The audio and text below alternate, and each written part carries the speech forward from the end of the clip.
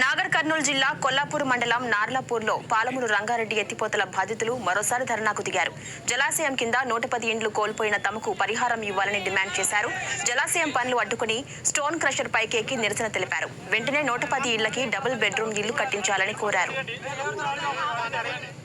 పథకానికి గురి అయిన 110 ఇళ్లకు మరియు ఇప్పటికి 6 సంవత్సరాలు కానిక వస్తూ ఉంది.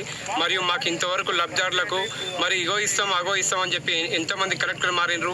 మరియు మాకు ఎక్కడ చాలా ఇబ్బందిగా ఉంది. మరి బ్లాస్టింగ్ చేసి బ్లాస్టింగ్ రాళ్ళు ఇండ్ల మీద పడుతున్నాయి. ఇప్పటికి 6 సంవత్సరాలు కానిక వస్తుంది. మరి దయచేసి మాకు లబ్ధిదారులకు దబ్బున ఆ ఇండ్ల చెక్కును పంపిణీ చేయాలి. అదేవిధంగా మరియు 250 గదుల స్థలం ఇవ్వాలి. మళ్ళా 18 సంవత్సరాలు నిన్న యువకులకు మరియు 5,04,000 ఇవ్వాలి. మాకు అన్ని చూడాలని చెప్పేసి నా మనవి. 110 ఇండ్లు మునిగిపోయినాయి.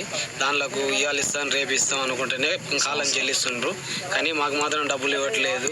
ఇవాళ రేపు అనుకుంటే చాలా రోజులు అవుతుంది. అందుకోసమే పనులు బంద్ చేస్తున్నాం. మాకు డబ్బులు ఇచ్చినా కానీ పాలమూరు రంగారెడ్డిలో మాత్రం పనులు చేపట్టాలి. షార్ట్ బ్రేక్ తీసుకుందాం. Stay with